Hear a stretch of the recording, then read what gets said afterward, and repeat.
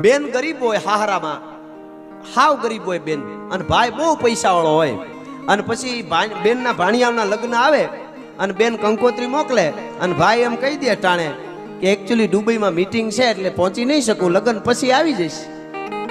અને પછી ઈ જાય મીટિંગમાં હોય જાય દુબઈમાં, પછી બેનના ભાણિયાના લગ્ન પૂરા થઈ જાય ને પછી લગ્ન પછી આવે અને હારામાં હારો હાર લઈ આવે સોનાનો ડાયમંડ વાળો.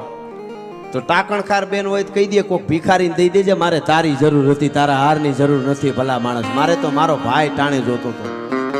પણ બેન બહુ હાહરિયામાં, પૈસા વાળા હાહરિયામાં બેન હોય, ભાઈ ગરીબ હોય અને બેને કંકોત્રી મોકલી હોય, અને ભાઈ બેન પૈસા વાળી હોય ને એટલે હાહરિયામાં લાખો રૂપિયાના મામેરા લઈને બધા આવતા હોય સારું લગાડવા.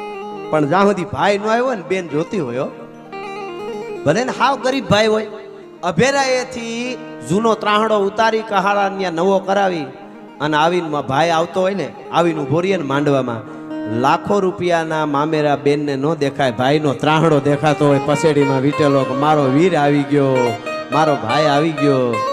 આહા, શું કામે ટાણું હાંચું.